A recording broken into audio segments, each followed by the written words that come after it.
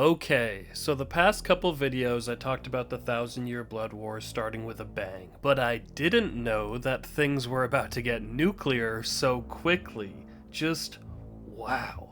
I wasn't expecting this level of escalation so soon, but I'm so happy to have been startled by it and to feel the power of it come out of nowhere. If there's one thing Bleach knows how to do, it's find ways to catch me off guard, and this definitely did that once again, and at a time when surprises in this story can be extremely catastrophic, so let's talk about it. Where we last left things, I was left utterly devastated that the Hollows, Arancars, and their homeland of Hueco were being decimated by the Quincy forces of the Vondenreich, led by their general, Quilge. It was a brutal display of dominance that really showed just how much damage these new enemies can do, putting the very foundation of the Bleach universe at risk. But before we go back to the carnage in Hueco, let's start off with the mystery of the disappearing Soul Society villagers. Something that the story took a little break from as it established the fall of Hueco, but we now come back to as lieutenants are discussing the findings and comparing notes, and it turns out more villagers than we initially realized have all seemed to vanish in similar ways. And it comes down to them asking, why didn't Mayuri and his R&D team look into this more, which naturally seems suspect. And Nemu, being Mayuri's lieutenant and literal creation, so sort of his daughter I guess, remains very loyal to her abuser, captain, saying that Mayuri wouldn't do anything wrong. Mayuri, you know, the sadistic mad scientist that tortures people and experiments on people and thinks of people as lab rats and hasn't really shown an ounce of decency to anyone so far, that guy, he wouldn't do anything wrong. No, surely not. Never. So maybe Nemu's right. Maybe he's innocent. Maybe he Mayuri did it because of course he did, and because of course he would, because he's Mayuri. It makes me a little scared that Nemu feels the need to defend him like that, but hey, I get it. We've seen how he treats her. Of course she isn't gonna say anything bad about him, you know? It's terrible, toxic, horrible. But yeah, when Mayuri tells Yamamoto that he expunged 28,000 souls from Soul Society, I can't say I was surprised that he would do that, but I guess I was still surprised he was the one responsible. But it's him trying to maintain the balance of the universe, choosing pragmatism over maybe the right moral thing to do. Did they just completely erase those souls from existence to counteract the Hollows being erased? That's a big yikes. That's not good. It's really scary. Mayuri obviously felt this was needed to try and help maintain the natural order to offset the Hollows, but I think it was even more telling that Yamamoto wasn't mad at him for doing this. No, he was mad that Mayuri didn't ask for the authorization to do it. It's another example of Soul Society being a little shady in how they handled things, but given that they talk about their whole purpose being balancers later, I can understand why they might deem this completely necessary for the greater good, because we learn that if they don't keep the balance, the worlds are gonna collapse in on each other. So it is necessary, but God, is it really unsettling. And the fact it was Mayuri doing it just makes it worse. But I love that he brought up that he first tried to warn Yamamoto about Hollows being erased and upsetting the balance the moment he first saw Uryu way back in the Soul Society arc. Yes, he didn't seem all that interested in Uryu back then because he'd already studied Quincy's enough, but he still recognized the potential threat that he posed because he was a Quincy, that he had the power to completely erase Hollow souls. Maybe he even thought that Uryu's existence meant that a group of Quincy's like this could still be around. It's just a great callback that felt like a natural evolution of that interaction way back. Of course Mayuri would have been like, hey Yamamoto, by the way, there's still a Quincy around and he just really messed me up pretty good. I had to turn into goop to get away, so maybe we should watch out a little bit for him. I liked that callback. So that mystery of the disappearing villagers is solved pretty quickly, but to me this wasn't so much about the mystery itself as it was showing a more recent example of Mayuri doing something morally questionable, you know? Like, he was introduced into the series in such a creepy way, and while he's remained creepy, he's been on our side for a while, so this feels like a way to remind the audience, don't forget that Mayori's terrible. Pragmatic, yes. Logical, sure. But overall, he isn't a hero, even if he's helped sometimes. Even if he's fought alongside of us, he's still maybe not the best person. I love the guy as a character, like I've said before, but despite enjoying how entertainingly horrible he is, this Quincy-focused arc might be Mayori's time to finally face the music for everything he's done. I wouldn't be surprised if this attack ends with Mayori being strung up on display and publicly executed for his crimes by the Quincy. I could see that. Maybe that's how this battle ends. But another interesting point came from that conversation between Mayori and Head Captain Yamamoto. The fact that Yamamoto apparently fought the Quincy King 1,000 years ago and spared his life, or at least didn't finish him off, so they apparently knew that the Quincy King could still be out there, I guess. This was definitely interesting to hear and is starting to hint toward more of our villain's past and potential motivations, so I'm gonna need those flashbacks ASAP. Show me what happened back then, Kubo. I need to see. Back to Hueco Mundo. After seeing what Quilge did to the Arancars, I was really looking forward to seeing him get stomped by Ichigo, but this guy is no pushover. Narratively, I love that. He remains just as intimidating against Ichigo as he did against everyone else. He wasn't suddenly made to look weak or easily dispatched. No, he's a real problem, and I'm loving that Ichigo's first real opponent in this war,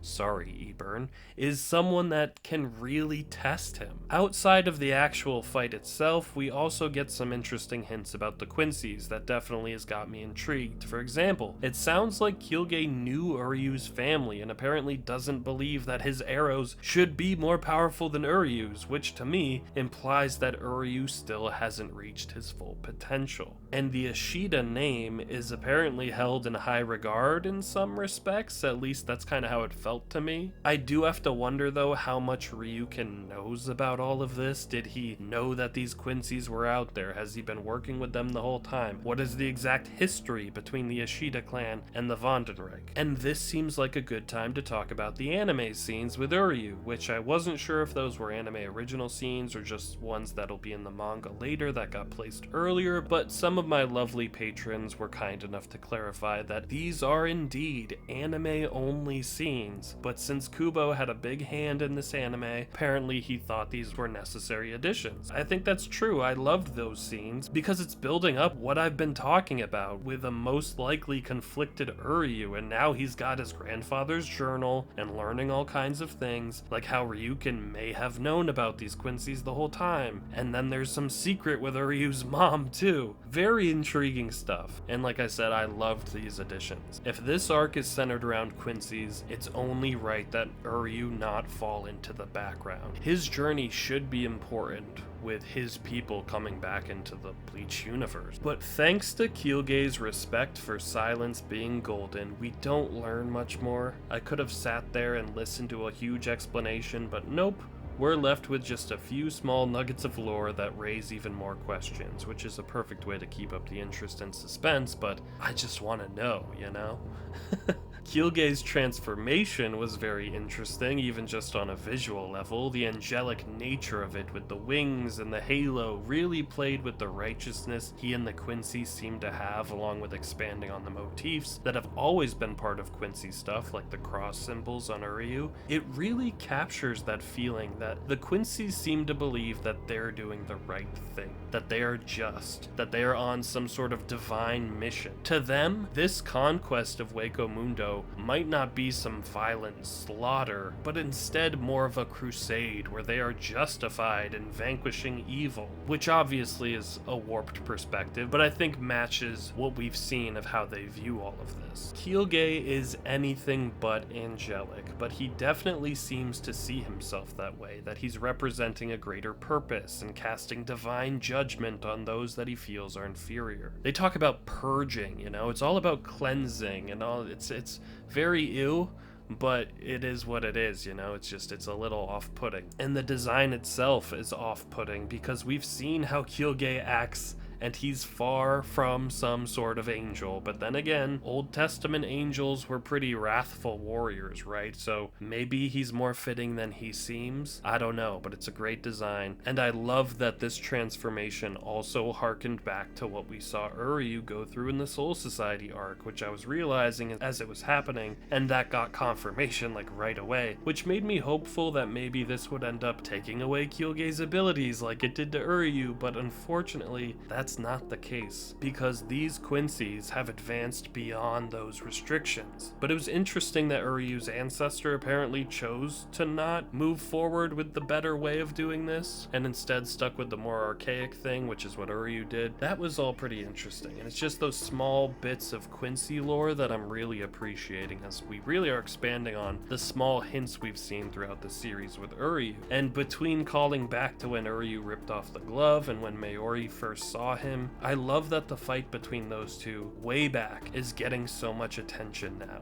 That was one of my favorite confrontations in the Soul Society arc, specifically because of the underlying history there. That whole battle is perfect to expand upon and come back to. I love that, and I'm still really hoping for a rematch in some capacity between those two. I was really caught off guard by Aion showing up because I'd kind of completely written off our trio of Arankar ladies after Quilge beat them, but they're still hanging in the fight. I also wasn't sure that they'd be able to even make Aion again, but they can. Unfortunately, our big monster keeps getting sent into battlefields where there are people that he can't beat. But he gives it his all, and he does pretty well for a few minutes, like very much a Hulk puny god moment, but unfortunately, it's not enough. One thing I didn't expect but makes complete sense in retrospect is how Quilge uses established Quincy abilities to his advantage, like absorbing reishi in his surroundings. Considering everything and everyone in Hueco Mundo is made out of reishi, he's able to straight up absorb Aion, and the result is really, really, really unsettling and not okay. Like in some things, when a character absorbs another character, there might be a physical change for them, right? Like, remember when Majin Buu was absorbing heroes and it was just, oh, now he's wearing Gotenks' vest, or now he's wearing Gohan's shirt. Well, it's a little less clean than that, and by a little less I mean a lot less clean than that, because when Quilge absorbs Aion, some of Aion's physical traits are like spliced into Quilge's being, and it's pretty gross. Between Aion's eyes suddenly adorning his wings, or the mouth becoming Quilge's mouth, the whole thing is just nightmare fuel for me. It was a hideous abomination, and I think it reflects more of who Quilge is than, having a halo over his head acting like an angel. This guy's a monster, and now he really looks like a monster, so I liked that thematically. But yeah, what a scary, creepy, intimidating design. But one of the more interesting parts for me to think about is how the Vandenreich view Ichigo. They obviously have done their research and they know who he is, considering they know him, and they sent Eburn directly to his bedroom and then tried and failed to capture his Bankai, something they apparently considered might happen, so they know him, and they're also apparently a little weary of him, and with good reason, I guess, since they couldn't take his power like they apparently can do with everyone else. So there's something there, like they see him as maybe, and I've talked about maybe it's because he's a hybrid of like a human and a Soul Reaper, and they specifically didn't start to make their move until they knew Ichigo was out of the way and busy in Hueco Mundo. And Ichigo is apparently one of 5 specific threats that they're keeping in mind. So who are these 5 threats, if I had to hazard a guess? Obviously Ichigo is the only one I know for certain right now, and there's a good chance some of them aren't known to me at all. So after some time to stew on this, here's the 5 that I have in my head based on what I know right now. Number 1, Ichigo, obviously. Number 2, Yamamoto apparently beat the Quincy King 1,000 years ago and is in general super dangerous, like even Aizen had to have a whole contingency in place specifically to neutralize him, so I assume Yamamoto's gotta be another one. Number 3, I would imagine the Soul King would be considered a threat just from his position and whatever role he had in the extermination of the Quincy's. I feel like that would make sense. Number 4, Mayuri maybe, considering how much he put the Quincy's through too. And number 5, my dark horse pick, Aizen came to mind for me because he's just that guy, you know? Like, sure, he's imprisoned, but I don't think imprisonment stops someone like him from being a potential problem. And Aizen knows all kinds of stuff about all kinds of things, so I wouldn't be surprised if he had dealings with these people before, or was at least aware of them. And I suppose maybe, depending on their history, Ryukin could be considered one of those threats if he's like a rogue Vondenreich member or something, but he's not on my list. Those are my 5 that I think could most likely be their special interest threats. As the Soul Society prepares for battle, we get some kind of needed recap exposition reminding us of the difference between Soul Reapers and Quincy's and the effects their opposing philosophies have had on the world, which I appreciated it all being laid out again, now that it's more relevant than ever. But as for the guy that was giving this information, he honestly makes me extremely nervous. A calm, mild-mannered Soul Reaper wearing glasses has tricked me before, and maybe it's just the paranoia that was left behind, but this guy absolutely looks like Aizen, right? Like a lot. That's Aizen. The resemblance is crazy, to a really unsettling degree. I even thought his hair was like white or blonde when I was first reading the manga, and then I saw the anime and I'm like, oh, he looks even more like Aizen. The whole time he was there, I could feel my paranoia growing. And there are differences, alright? I know, I can admit that it's not a 1-for-1, but those differences are like choice of jewelry. This guy's got earrings and bracelets. Surely Aizen couldn't wear those. He wouldn't wear those. This couldn't be Aizen because this guy's got jewelry. I considered maybe he's like Aizen's much more chill little brother. But yeah, I was a little on edge because it would be just like Aizen to make people believe he's safely in his cell, only to be out and about. You know what I'm saying? It wouldn't be the first time I saw a shonen where the bad guy barely disguises himself and no one seems to notice. Like, remember the Chunin exam in Naruto where people were like, be careful, Orochimaru might be around, while there was a guy standing next to them that conspicuously looked a whole lot like Orochimaru. Is this another one of those situations where the viewer is like, that's him, but the characters are oblivious? I don't know. But I don't think I'll ever trust this guy. Even if he's killed by the Quincy's, I'll still be like, oh no, I'm not falling for it again, Aizen. I'm calling it now, if this is true. I feel like this will have earned me my redemption for how gullible Aizen made me feel, right? If I sniffed him out this quick, I've earned redemption. But most likely, this is probably a perfectly innocent guy who just happens to look like Aizen. If that's the case, I'm sorry, but this guy is just Kubo trolling, right? It's gotta be. Why did you make him look so much like Aizen, Kubo? Anyway, tangent over, had to get that off my chest, but we get the first real mention of a group called the Sternritter, who seem to be the higher-ups of the Vondenreich, the Quincy King's Knights in a way. So the anime labeled Quilge as a Sternritter last episode, but now they're getting an actual, like, proper introduction. They feel like they're gonna be this arc's Espada, and I hope they are. I've talked before about how great Kubo is at creating groups of new characters, whether it was the 13 Captains, the Espada, the Fullbringers, and hopefully now the Sternritter. So I'm very excited that we're getting a new group. I'm not sure how many of them there are. It could just be, I think there was 6 that we saw during the invasion, and then Quilge would make 7, I think. But I'm hoping for a classic Kubo group shot at some point soon to both confirm their numbers and for me to be able to really, you know how I like to do this. I love to give my first impressions when I see these groups of characters, just feel out their vibes. All I'll say for now is the first thing that came to my mind when I saw them was that this one looks like Karasu from Yu Yu Hakusho. Straight up, that's Karasu. I'd know him anywhere. He's here. But they are obviously powerful considering what we've seen from Quilge and how they are just absolutely slaughtering whole legions of Hollows and now Soul Reapers very quickly. So let's get into this surprise attack and what makes it so effective. It's not that we didn't know this was coming.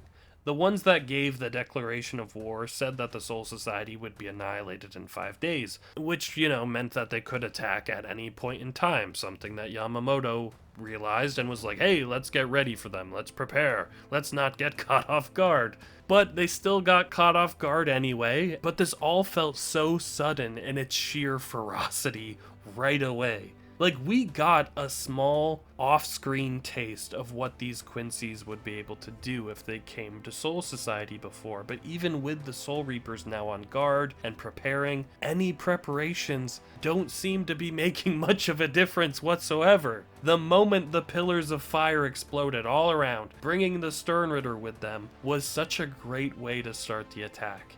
It was widespread, it was scary, and it felt properly frantic as everyone tried to respond when, like, the whole Soul Society's getting blitzed, essentially. Even with all of that, I was not okay when I turned the page and saw Izuru like this. Not okay at all.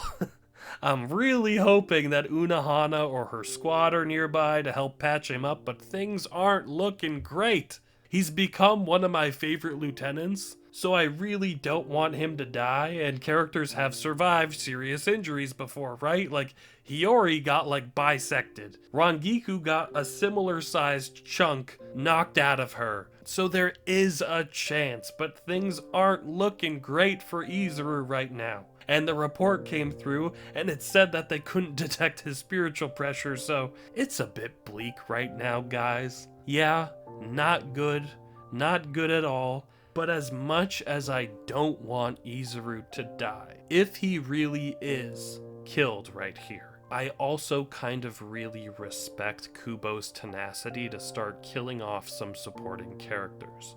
Bleach, by the nature of the way this universe is set up, has a huge cast of characters and a lot of factions, and if you're going to do an arc called the 1,000-Year Blood War, then there really does need to be casualties, and there are plenty of characters for Bleach to kill off in the midst of a war. I keep hitting on this every video, but I really do think Kubo has made sure to try to live up to that name, and a war having a significant body count and personal losses is important to emphasize the horror of it and the unpredictability of it, and if we're also establishing these Sternritter characters as threats, then they absolutely do need to take people out.